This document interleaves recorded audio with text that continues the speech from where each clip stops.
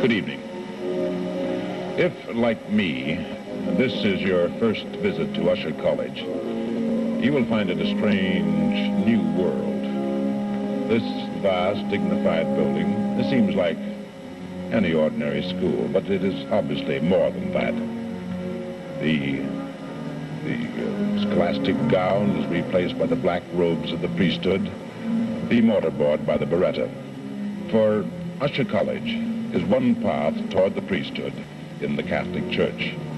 And I, a non-Catholic, am here because of my visit last year to the Holy Island of Lindisfarne, where I've met Father David Milburn. Good evening, Father. Good evening. First, may I pass on through you our thanks to the President for his invitation here this evening. Now, Father, if my memory doesn't serve me too badly, there is a distinct link between Lindisfarne and Ushaw College. St. Cuthbert himself, isn't it? Yes, that's right. You see, the previous program dealt with St. Cuthbert and Lindisfarne. St. Cuthbert is the patron saint of the college, and in addition, for instance, the chapel here is called St. Cuthbert's, and as you know already, we have the ring traditionally associated with him. Yes, I'm looking forward to the privilege of seeing that later this evening. Now, one important question, Father. Of all the boys that come here, do they all come intending to become priests? Almost all nowadays, yes. We still have a few lay students, as they're called. At one time we had very many of them, but nowadays the demand for priests is so great that we have to make room for them, you see. So they plays a very important part in the college life. Yes, an essential part. That is why the boys like to come and pray here privately before the Blessed Sacrament. And there are many times in the day when the chapel is full? Oh, yes, indeed. 4 or 5 times during the course of the normal day. And it will be full in a few minutes, too, when the college assembles for benediction. Well, I shall look forward to joining you then. Thank you, Father. But before benediction, I'd like you to know more about the life here at Ushaw College and how the boys are trained to become priests. I think a good starting point may be to find out how the college came to be situated here in Durham County. And so to find out more about its history, let's turn to an old student of Ushaw who came here as a lay student, but who is perhaps better known to you as a comedy actor and a playwright, Austin Steele. Good evening. Well, you know, it's almost 20 years since I last saw Ushaw, and you must realize that a place has changed in that time, and yet, looking around, it seems curiously unaltered. For instance, the statue of Our Lady, the seat of wisdom that greets you when you come in through the main door. But now let me show you some of the treasures of Ushaw that haven't changed for centuries.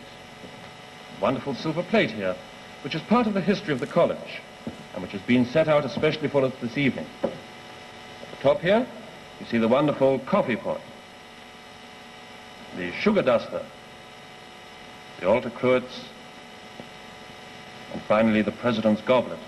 All these are first-class examples of 18th century craftsmanship.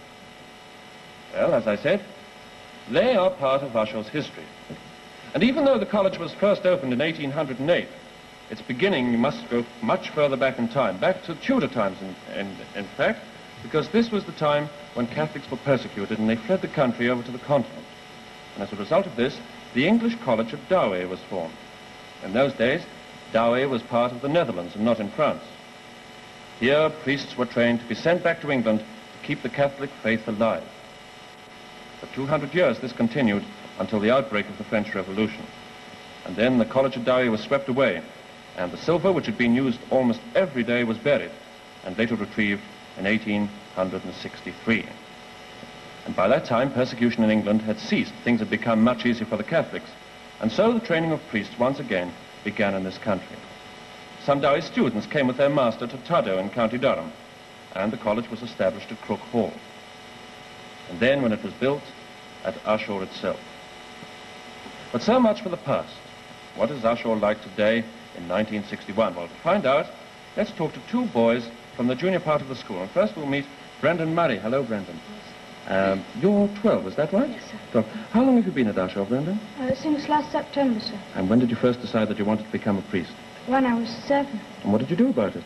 I told my mother. Then we went to see a priest, and then I had to sit an entrance exam. Well, you must have got through the entrance exam or you wouldn't be here, that's right. And did you go to see the bishop? Yes, we all had to see the bishop. We had to see a doctor, too. Make sure you're fit. Yes. Are you fit? Yes, I think. I see.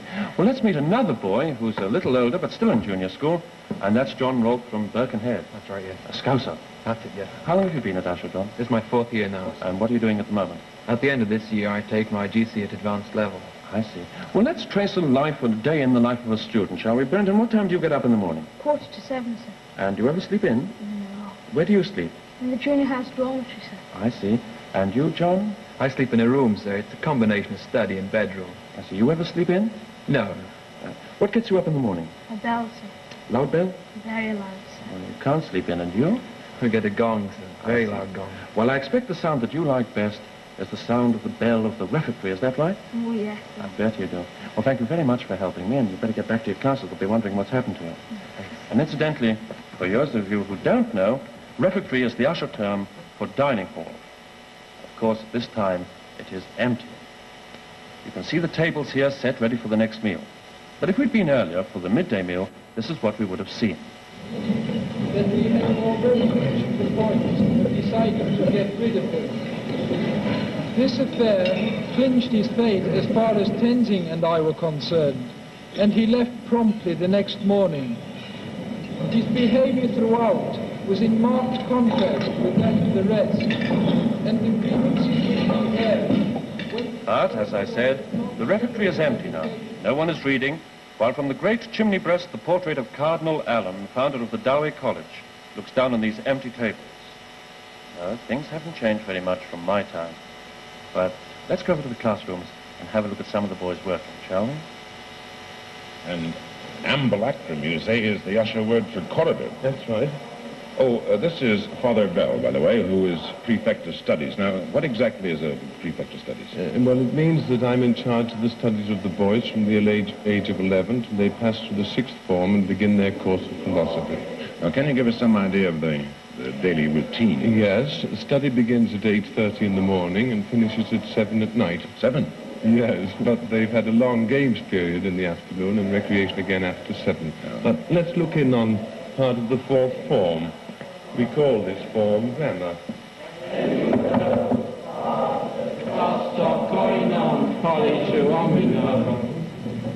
Good evening, boys. Good evening, sir. May we watch for a moment? Certainly. We've just been reading the Greek of Thucydides, and now we're going to translate it. Paul, will you translate? In politics, we make no discrimination, and in our private lives, we are not suspicious. We do not become annoyed with our neighbour if he does what he likes. We do not cast black looks, which, though they do no harm, are unpleasant. There you have the policy of Pericles, toleration. The aim of Pericles is to train the Athenians to the modern... Exactly, Greek. Now, they look like just any ordinary schoolboys, Father. Yes, they are ordinary boys. And yet they are going to become priests. Now, what qualities do you try to develop to make them more fitted for their vocation? Well, a boy coming here has already satisfied the bishop that he has a real desire to serve God in the priesthood. It is essential to a vocation that the wish to be a priest is the boy's own. Here at Ushaw, our duty is to help him to develop the necessary qualities of mind and body and of soul. In regard to the latter, much emphasis is placed on spiritual duties and personal holiness. But we also stress self-discipline and hard work. Down here is a study place, or prep, where much of the hard work is done. Yes, they all look hard at work. How many times a day are they in here? 3 times a day, after breakfast, before lunch, and now in the evening.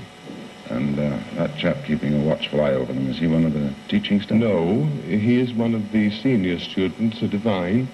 He has his own work to do, but he supervises the work of the others and sends me a monthly report. You know, Father, I think we might be giving the people a wrong impression about Ushaw, that there's nothing but hard work and study, but I know that isn't the case because coming up here today I passed several playing fields and even a golf course. Oh, yes, we go in for games a lot. In fact, there's one game which is peculiar to Ushaw. I know what you're going to say, cat. Cat, that's it.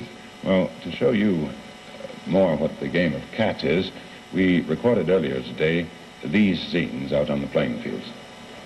Cat was brought from France towards the end of the 18th century. This seven-a-side game, which rather resembles baseball, is played on a ring. The striking side run around the ring 3 times and then form a cross in the center. This scores them 1 point. If, however, a stroke is caught by the fielding side or the ball is hit out of bounds, then the other side take the stroke and they go in. It is their turn to bat.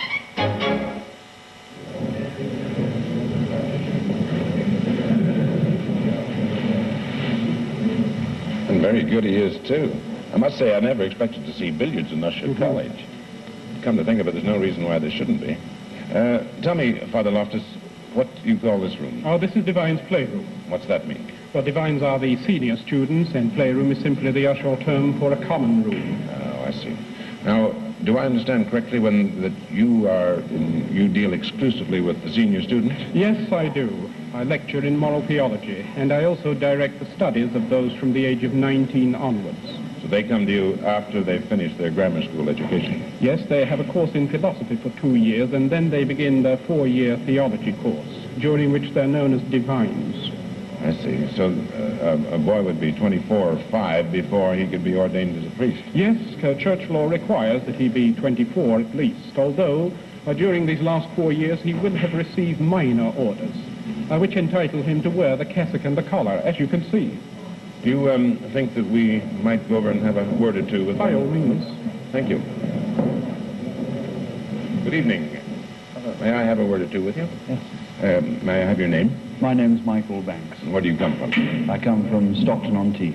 And how long have you been at the college? Oh, I've been here 3 years now. And what stage of the priesthood are you? Or what stage of the pathway, let's say? I began my course of theology last September. I see. So you've still got nearly 4 years to go. Yes, that's right. Can you give me some idea of your daily routine? Oh, we have 2 or 3 formal lectures each day, and individual work, of course, under the direction of the different lecturers. Very much like any undergraduate schedule. That's right. Well, thank you very much, Father. Now, you two, may I have your names? My name's Alan McKnight, and I come from Newcastle on Tyne. Oh, good. Geordie. That's right, yeah. And I'm Harry Stratton. I come from Stockport. Now, what stage are you two at? Well, this is our final year, ending in July. So does that mean that you will both be going out as ordained priests to some parish? Yes. Well, that's so in my case, but not in Harry's. How's that? Oh, as a matter of fact, I'm going on for further studies, and then probably I'll be teaching. Oh, so I shan't be coming back. I shan't be going to a parish for quite some time. Perhaps you'll be staying on here to teach us. We're coming back anyway, sometime later, eh? Take your place, Father Lopez. Maybe. Yes, never know. Now, do these boys, do they get sent very far away when they are ordained and leave? Well, Ushaw trains priests for the 7 northern dioceses, so the work of a new priest will depend on his own bishop. You see, the priesthood is not a career. A student here isn't thinking of his future in terms of a secure position in life with a home and a family of his own. No, I understand that. A priest never marries, does he? No, he doesn't marry, so that he can put himself completely at his bishop's disposal in the service of others. Yes, I see. Well, time is pressing, so I think we better go back and join Austin Steele again.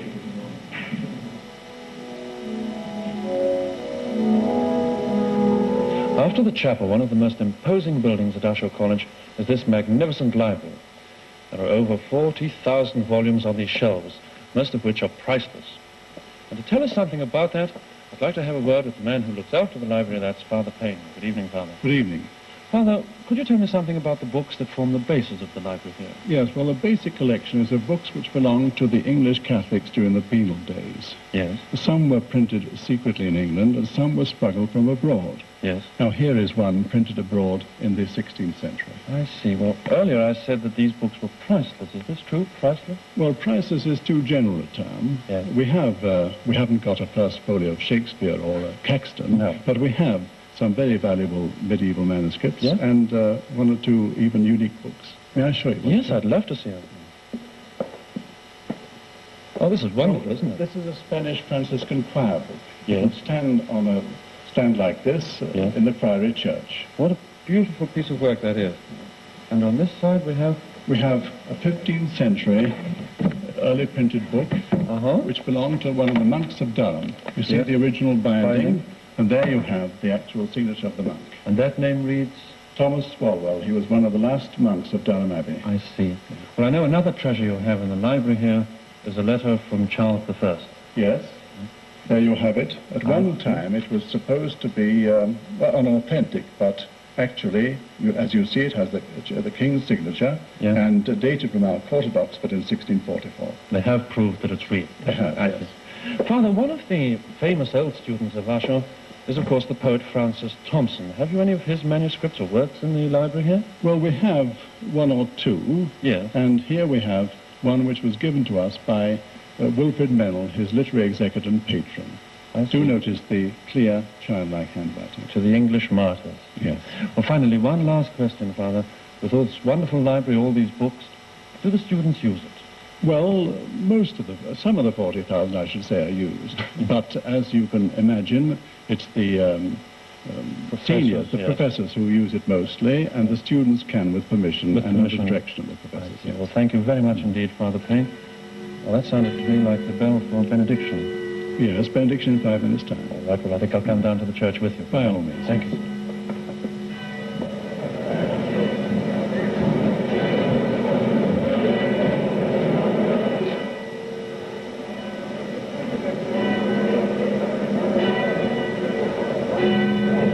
As we near the end of our visit, I'd like to thank the person who made it possible, the president of Ushaw College, Monsignor Grant. Thank you very much indeed, Monsignor Grant. It's been a pleasure.